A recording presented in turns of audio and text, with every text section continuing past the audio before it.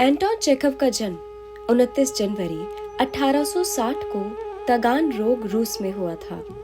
उनकी छोटी कहानियां और नाटक मानव स्वभाव की गहरी समझ को प्रस्तुत करती हैं। वे आमतौर पर साधारण जीवन, मनोवैज्ञानिक जटिलताओं और सामाजिक यथार्थ को दर्शाती हैं, जो संवेदनशील, सूक्ष्म हास्य और करुणा से भरपूर होती हैं। आज मैं अनूर्वी मेहरा हाई ऑन साहित्य पर आपको सुना रही हूँ उनकी लिखी ऐसी ही कहानी, क्लर्क की मौत।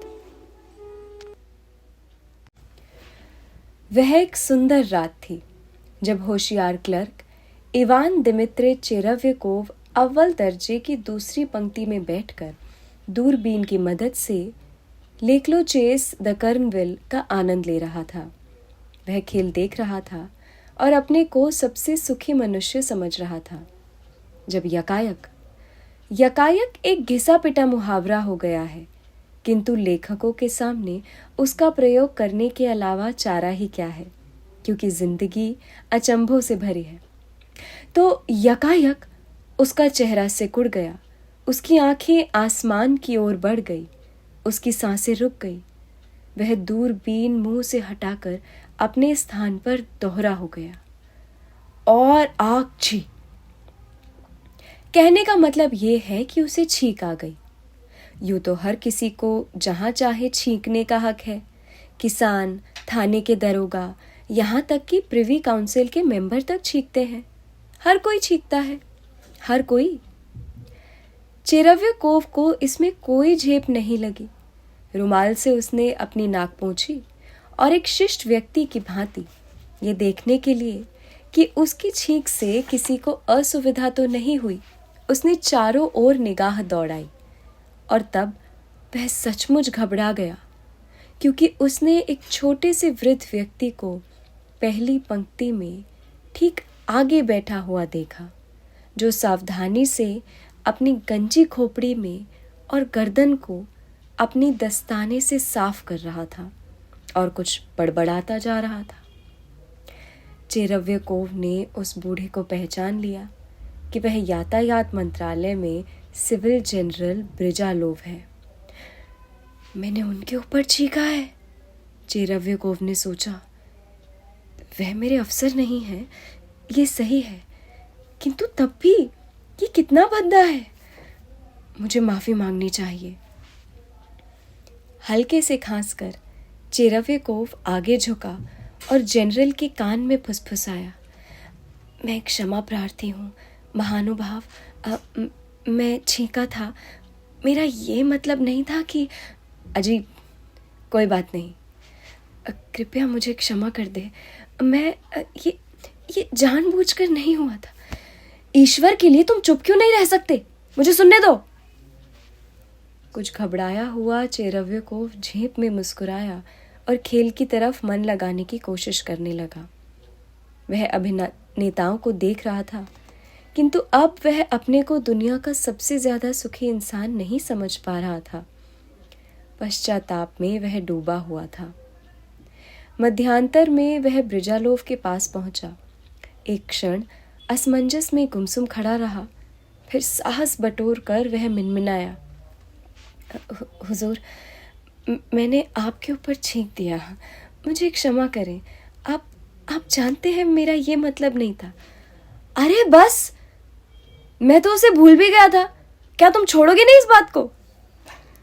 जनरल ने कहा। बेसब्री से उसका अधर फड़क रहा था। वे कहते हैं कि भूल गए हैं, लेकिन मुझे उनकी आंखों का भाव ठीक नहीं लगा। चेरव्यकोव जनरल की ओर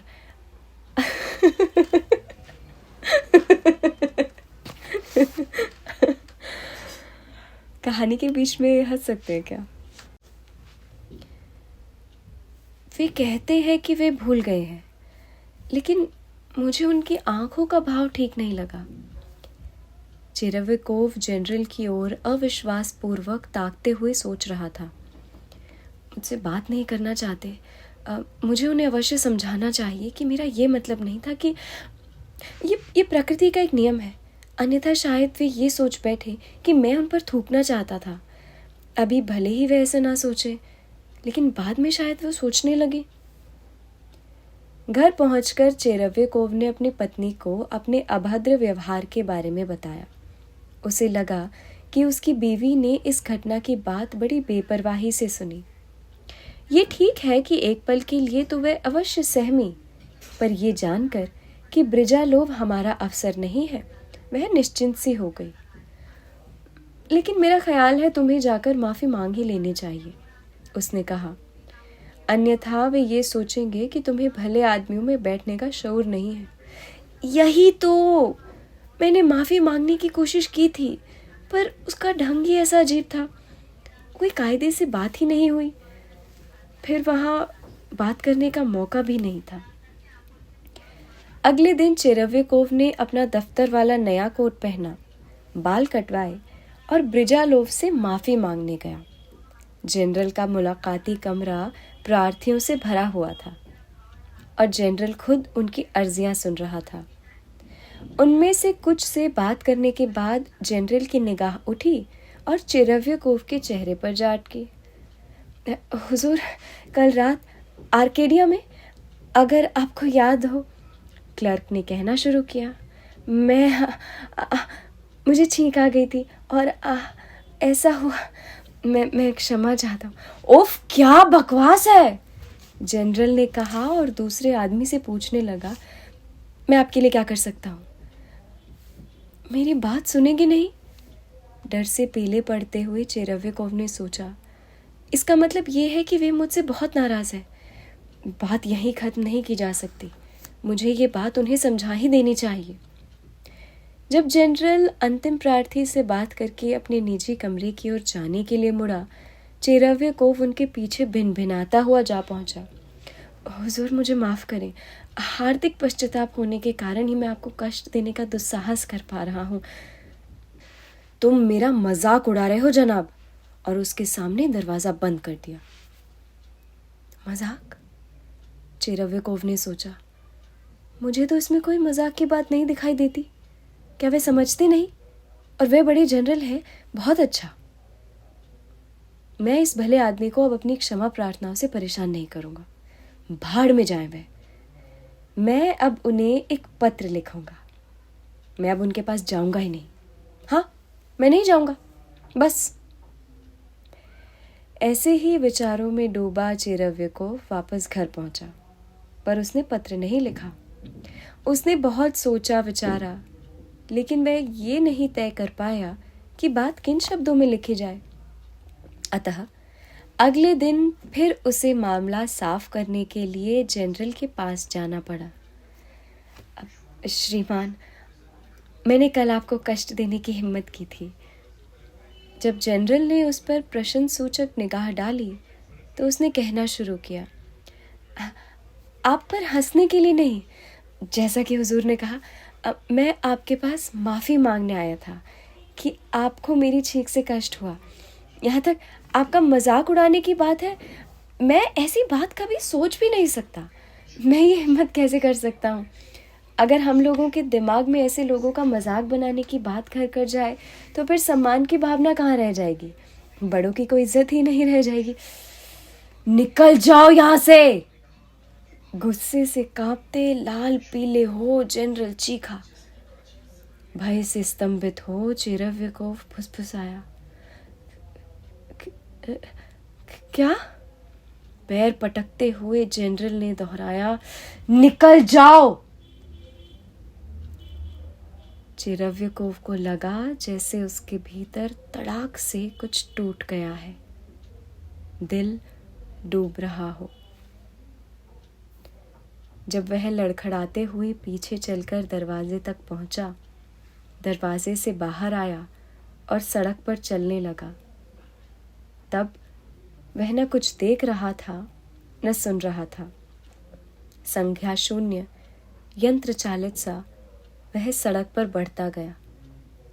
घर पहुंचकर वह दफ्तर वाला कोट पहने ही जैसे का तैसा सोफे पर गिर पड़ा और मर गया।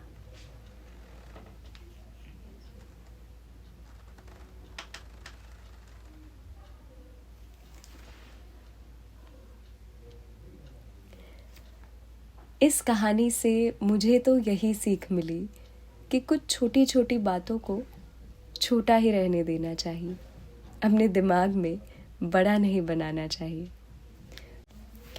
बहुत शुक्रिया ये कहानी सुनने के लिए। यदि आप मेरी आवाज़ में और कहानियाँ सुनना चाहते हैं तो इस चैनल को सब्सक्राइब ज़रूर कीजिए और इसे अपने मित्रगणों और परिवारजनों से साझा भी कीजिएगा। यदि आप मेरी आवाज़ में अपनी पसंद की कोई कहानी सुनना चाहते हैं तो आप मुझे कमेंट्स में बता सकते हैं, डिस्क्रिप्शन में दिए गए गूगल फॉर्म फरमाइश को भर सकते हैं, या फिर वो कहानी hionshayari@gmail.com पर मुझे PDF या फिर लिंक के फॉर्म में भेज सकते हैं। अगर वो कहानी मुझे भी उतनी ही पसंद आई जितनी आपको पसंद है तो मैं शायद उसे चैनल पर सुनाऊं। That was all from me and Anton Chekhov's diary. Until अगली बार, stay high on साहित्य।